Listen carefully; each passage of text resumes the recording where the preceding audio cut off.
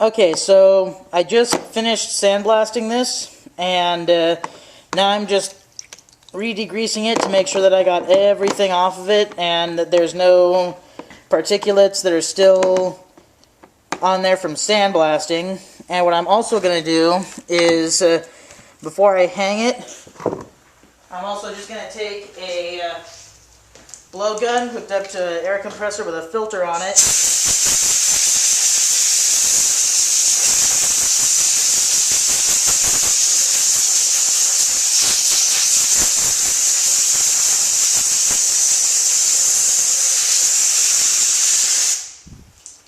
And I'm just going to blow it with clean, compressed, filtered air. And that just makes sure that there's no blast media trapped in any holes or pockets or anything like that that can mess up my finish. Then I'm just going to string it back up.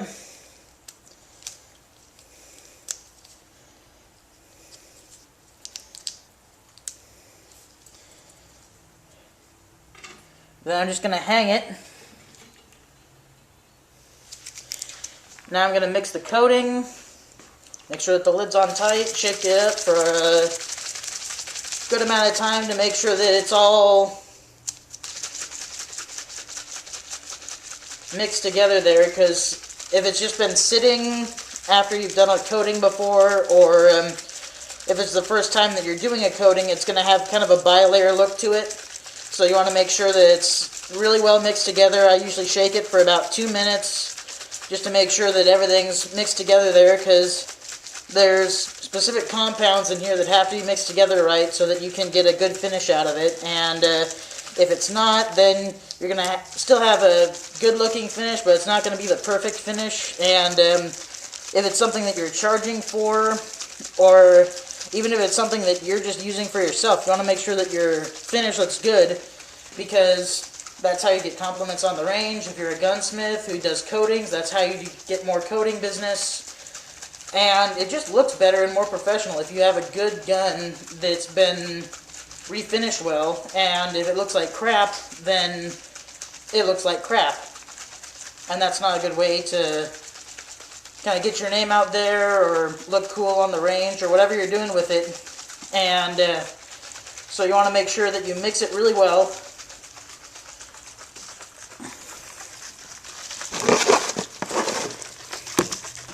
And I think that's mixed well enough. And I'm also going to blow out my graduated cylinder with some compressed air just to make sure that nothing got down into that, because this is a shop that's still under construction, so sawdust could have gotten in there and stuff like that, and I don't want to deal with that. So I'm just going to blow this out really quick with some compressed air too, and let that sit for a second.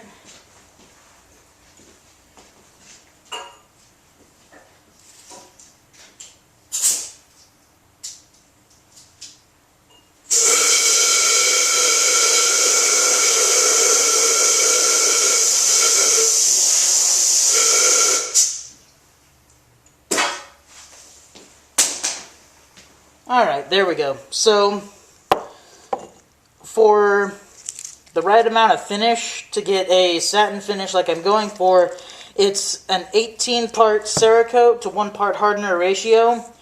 And I'm just doing a small piece. I don't need 19 milliliters of Cerakote to do one small piece, and I don't want to waste my Cerakote because this cannot be recycled once you mix it in there. If you have something else to coat along with that, then that would be okay. I was able to coat an entire slide, that grip, and my hammer with the 18:1 ratio of hardener and Cerakote once. So 18 mils can coat a slide, it can coat a grip safety, and it can coat the hammer part of a 1911 hammer, and you'd still have a tiny bit to do a test spray with to make sure that your technique and your sprayer is working properly.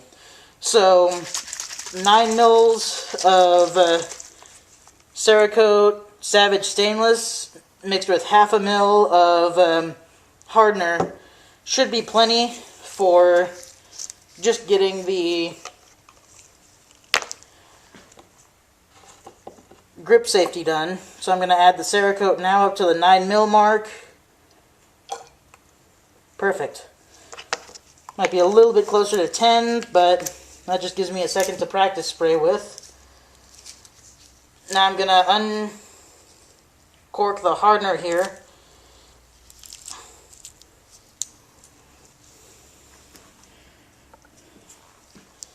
Then just going to add a half a mil of hardener.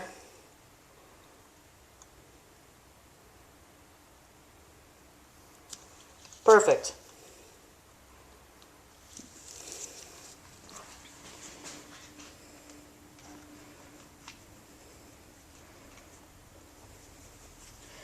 Now the hardener's in there and the Cerakote's in there. I'm just going to give it a quick little swish around there. Going to open up my squeeze bottle. I'm going to pour the whole mix right into the squeeze bottle where I can shake this a lot more and not have it fly everywhere. And you want to make sure that you get as much of the Cerakote out of here as you possibly can, because if there's a couple drops left in there, that's a waste of a couple drops that you are paying for when you get this. And should have used the one with the cap on it, but oh well, just switch it off there. Okay, so now the Cerakote's in there. I'm just going to shake it up again for about a minute, minute and a half to make sure that it gets everything well mixed, because you have to have the hardener and the Cerakote itself in there for the heat cure series, which is the H series. For the air series, which is the C series, you don't need to have any hardener with it. It doesn't come with it. So if you're using any Cerakote that has a C there instead of an H, like this one has H150 for the Savage Stainless series, you don't want to mix hardener with that because it doesn't need it. It's air cure. So all you have to do with air cure is just shake the crap out of this bottle until everything has been well mixed. So if I were doing it, I would probably shake it for about 5 full minutes just to make sure that everything's been mixed together, because that's all you have to do with that. So I think I've mixed this pretty well now. Now what I'm going to do, my part's been hung, it's been degreased, it's been sandblasted, everything's been heated out of it, so there's not going to be any issues with the second coating. Well, this is the first coating for this round, but it's the second coating that I'm doing on it because the first one got messed up. You don't have to do more than one coating of Cerakote as long as it's a finish that you like. The reason I'm doing a second one on here and having to go all the way through this again, like I said, was because I messed it up. So you just want to do one coat of even spray, and that's really all that you need to do for Cerakote. There's no multiple coats needed. Dry time is really fast, and you can pretty much get it done same day. So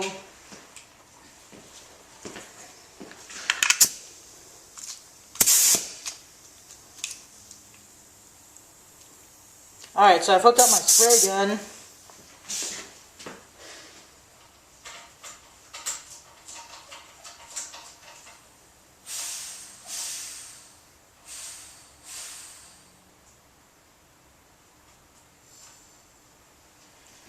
Alright, I have my spray gun down to 25 psi on my compressor from the 80 psi that I was using for the sandblaster.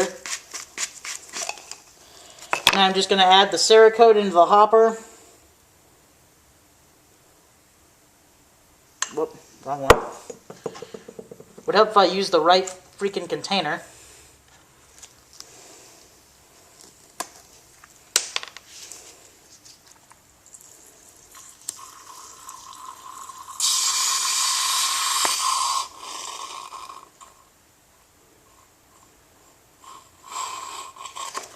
Alright, so now when you're spraying, you want to make sure that it's well ventilated. I'm in a shop that has a fan in it, so I'm just going to blast it, and then I'm going to leave it to